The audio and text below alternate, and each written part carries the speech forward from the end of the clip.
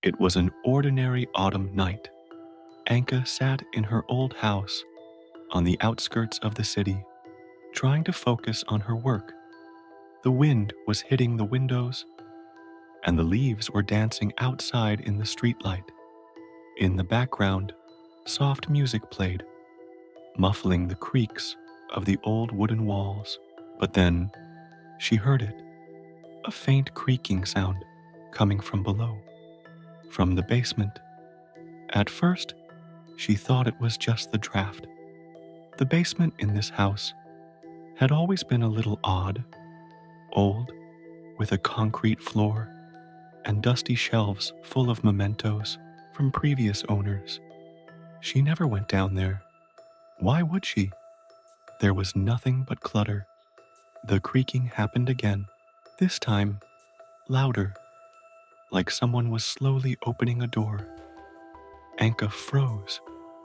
The thought crossed her mind that maybe she had forgotten to close the door and someone had come in. But why would anyone go into the basement? She slowly got up and walked toward the stairs. From the top, she could only see darkness, as the light bulb in the basement had burned out months ago. She held her breath and called out, "Hello, is anyone there?" There was silence in return, only the wind still hitting the windows. She grabbed her phone and turned on the flashlight, pointing it down the stairs. The light barely penetrated the thick darkness, revealing only the first few steps.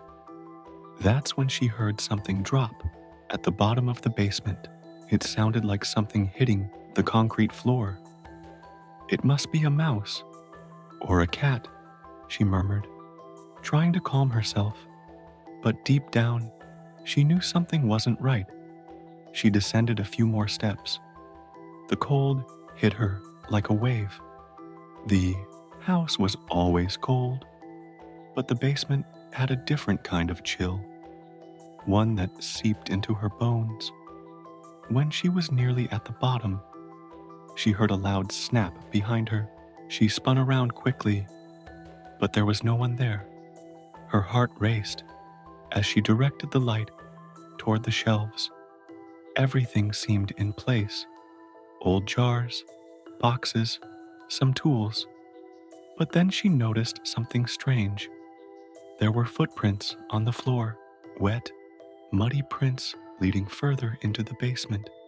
No one could have been down here. At that moment, the door behind her slammed shut with a deafening bang. She screamed, her voice echoing off the concrete walls. Her phone slipped from her hands and fell, screen down, extinguishing the flashlight.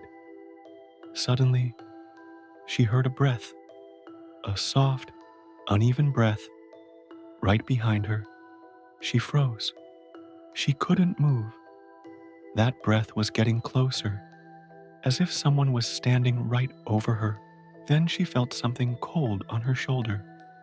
A hand. A cold, ice-cold hand. She screamed and ran toward the stairs. In the dark, she tripped but managed to scramble up. She yanked the door open and slammed it shut behind her, turning the key in the lock. She collapsed onto the floor, trying to catch her breath. But the basement wasn't silent anymore. Behind the door, she could hear faint scratching, as if something or someone was trying to escape.